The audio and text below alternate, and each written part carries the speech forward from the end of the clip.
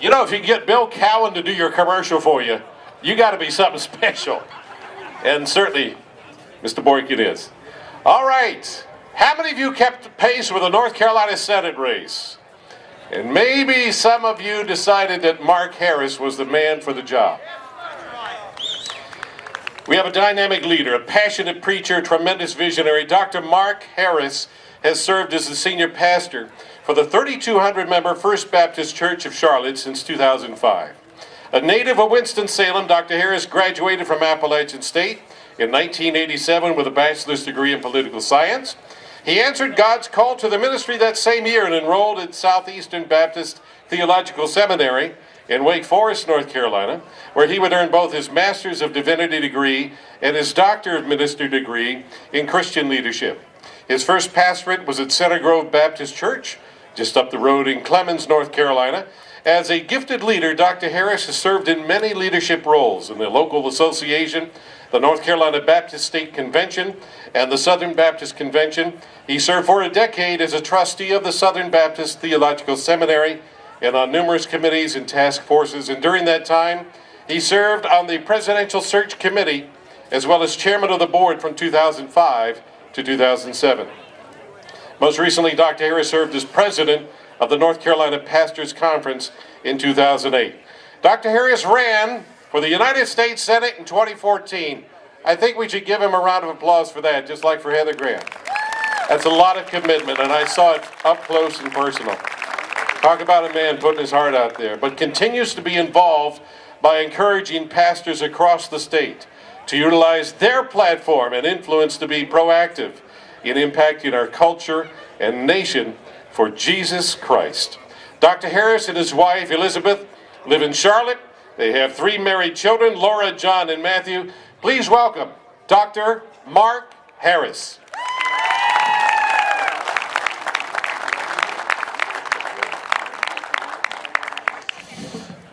That work? Well, good afternoon. We find ourselves here on this February Saturday in a beautiful, beautiful community of King, North Carolina. But it's also on this beautiful Saturday that we find ourselves here in the midst of a crisis. A crisis that I'm convinced must be comprehended in one fundamental fact. It's a simple truth, ladies and gentlemen, that you and I can no longer take for granted in this nation very basic and very fundamental assumptions. Common ground, common sense, and understandings about our freedoms and how we exercise them are now eroded. In fact, ladies and gentlemen, you and I are not merely in a crisis that will determine the future of our liberty and our nation, but in fact, we're actually coming to the final moments of that crisis. You see, decisions are confronting us right now today in different parts of our country, including places like King, North Carolina, which are fundamental not just to freedom, but to civilization itself. What am I talking about? I'm talking about decisions that will determine in our generation the fate of future generations in our nation and in our world. You and I, students of history, know that America stood tall as the champion against all manner of evil in the 20th century. But if we sacrifice all that is essential in sustaining the moral foundations of our country, then our generation will have transformed the great power of this nation from a force of good into a far less powerful force in the 21st century. That's what's at stake. And please listen to me carefully. This will become our destiny if we do not succeed in mobilizing these communities like King, North Carolina, who mean to stand for the truth, who mean to stand for honor, who mean to stand against those who have declared war against God in our public life. So the question of the day and the question of this hour is, what are we going to do about it? See, I'm almost certain that we've all been part of those conversations. You know, where we gripe and complain that the basic beliefs and the basic institutions and the basic rights are being assaulted and destroyed. And yet I've noticed more often than not, we simply gripe and complain while acting as if there's really nothing we can do about it.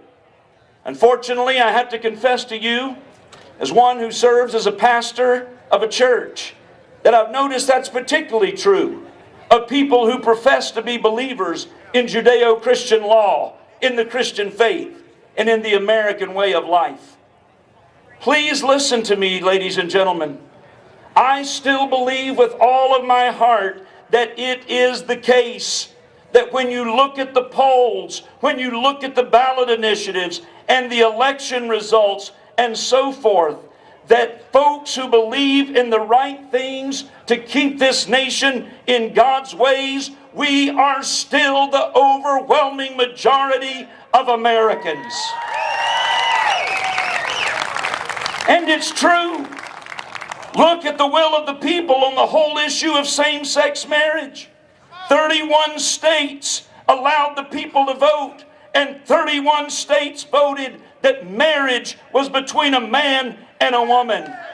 And in North Carolina, in May of 2012, just 33 months ago, as I remind the media, not 33 years ago, but only 33 months ago, voted 61% to 39% for marriage to be in our Constitution as between a man and a woman.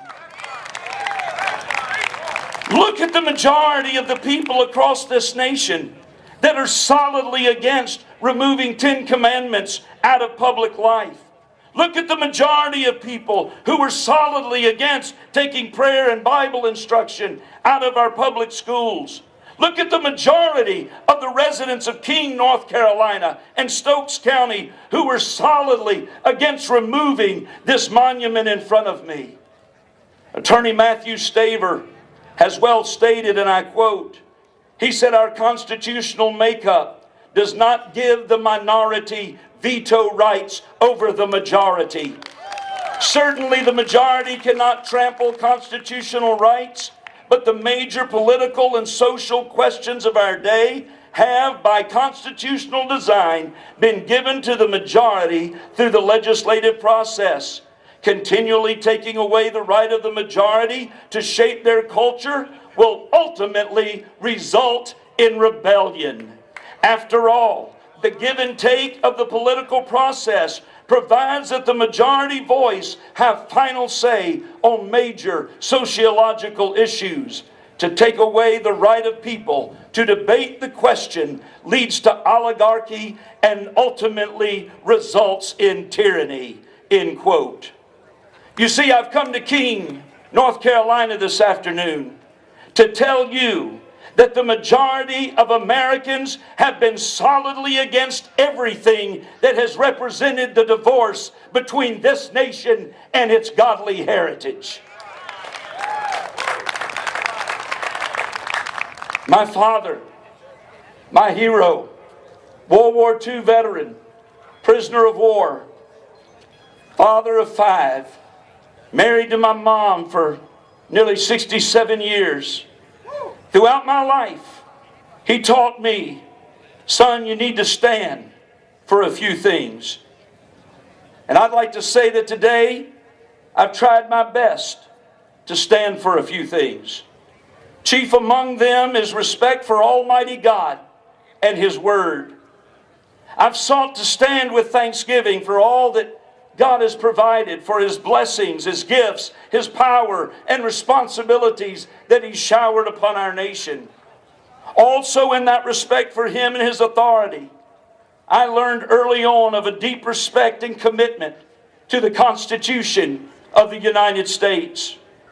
As I've listened to the discussion and the debate at hand here in King, now over a number of years, I am told that somehow, in some way, we are to believe that this statue, this monument honoring Americans' heroes, a soldier kneeling at a cross, violates the First Amendment of the United States Constitution. But I tell you, I've read that First Amendment. I've read it over and over and over again. And no matter how many times I read it, it still says, Congress shall make no law respecting the establishment of religion or respecting the free exercise thereof, period. I keep hearing this phrase, separation of church and state, in the discussion. And yet, when I read the First Amendment over and over and over again, I'm still yet to find those words anywhere in the First Amendment. Now, of course, any thinking person can read the First Amendment and see that there's a clear protection that's written in those words. In fact, the protection is critical to all of us who cherish religious freedom in this country. It was written so as to make sure that the federal government could not, let me repeat, that the federal government could not impose upon any state any uniform regime of religion. And as Ambassador Alan Keyes has stated, that includes the, quote, enlightened eradication of public religion in this country. He added, it said quite clearly not that there can be no religious establishment, not that there can be no God in politics, not that there can be no reference to religion in our laws. No, it didn't say that at all. It simply said that anything that had to do with these questions had to be decided by and was left in the hands of the states and the people of the states, free from interference by the federal government. Today, right here in King, North Carolina, you and I must awaken and recognize what is really taking place before us. Don't miss it. Don't miss it. All of the liberals in this country have tried to put us in a privacy box. For you see, in their worldview, the freedom of religion means, and I quote, freedom to privately believe as you choose. Well, I'm sorry, but that is not accurate to what we have in our First Amendment. I am sorry, but that is not even remotely adequate to what we've been promised in our First Amendment. No, I would submit to you that the free exercise of religion means that we have the right in our families and in our schools and in our communities and in our governments and in our states to live according to the Word of God, so we choose. If nothing else comes out of today, I believe all of us of faith, belief, and conscience, all those who stand on biblical truth, and all those who believe that we cannot live without the law and the rule of that God we invoke when we claim our rights. What must come out of today is that we all must stand and make it clear to the courts and clear to the Congress and clear to the mayors and clear to the president and to every power that exists that we remember what the freedom of religion is supposed to be. Not only that, but that we shall demand that we be granted again what the tyranny of the courts has sought to take from us, and that is the freedom to live in communities like King that are governed by the laws that reflect the beliefs of the citizens of King, North Carolina. When Major Dave invited me to come and be a part of this today, I, like many of you, maybe began to question what's really the need. I mean, seriously, the deed's already done. The votes of the town leadership, they've been taken. The monument, been removed. The left-wing group, Americans United for Separation of Church and State, they've taken their $500,000 out of your pockets in this community, and they're no doubt plotting their next community to be the victim to their strategy of removing any acknowledgement of God from the public. The insurance companies are no doubt considering and pondering this very day how to avoid having to pay out for such lawsuits due to a liability claim for acknowledging God. Well, I'll tell you why it's so important that you made the effort to be in King today. It's because that you understand in one generation how our nation has dramatically shifted. You get it. You get it, how we've gone from a nation who shared a moral vision based on Judeo-Christian ethic to a nation floundering in moral decay. You're here today because you get it, that we've gone from a nation which had lifelong marriages to the same spouse as a general rule to a divorce rate approaching 60%. You're here today because you get it, how we've gone from a nation where life was treasured and protected to now a nation with over 55 million babies executed in their mother's womb. You're here today because you get it, how we've gone from a nation where our public education produced the highest literacy rate in the world to a nation where great teachers are leaving because they're expected to parent at-risk kids without any morals or parental guidance. You're here today because you get it, how we've gone from a nation where Americans asked not what their country could do for them, but what they could do for their country, to a nation today where people simply demand their rights but refuse to own up to their personal responsibility. You see, I hope you're here today because you understand that none of these decisions or this current destructive direction will be corrected until we experience a true spiritual awakening in America. And that will mean a personal spiritual awakening for each individual under the sound of my voice. But it will also mean a national revival, which will require corporate action. As I leave here today with a heartfelt call to action, I present to you, would you join me in making the commitment to the following things? Number one, we will rise up together and throw off this myth of separation of church and state. We must no longer sit by and watch godless activists run the nation into hell. Number two, will you commit to join me in praying without ceasing? Because we understand unless the Lord builds the house, unless the Lord builds the nation, all of our efforts will be in vain. Number three, will you join me in being willing to be the answer to our prayers as we stand for truth and righteousness in the public square?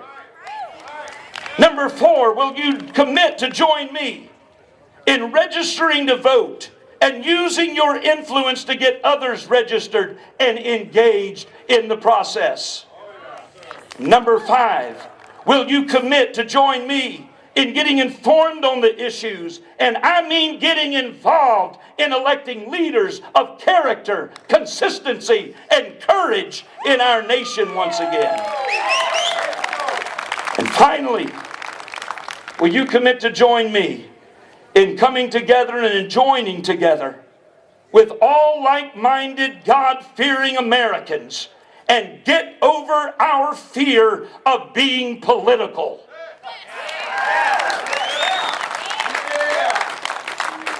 Ladies and gentlemen, this monument, which honors our nation's heroes, once stood as a vivid reminder of the price of freedom.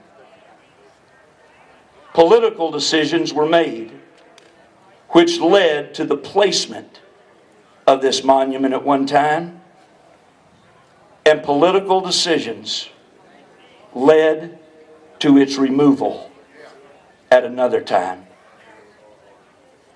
We better get over our fear, because politics is a system we live in. And may God grant us the wisdom and courage to know it's time to reclaim it and redeem it. May God bless you, and may God bless King, North Carolina. 'Cause there's victory in the Lord, I say.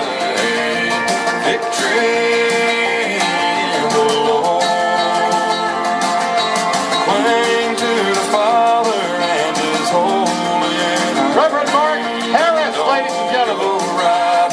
God bless you. Long black train.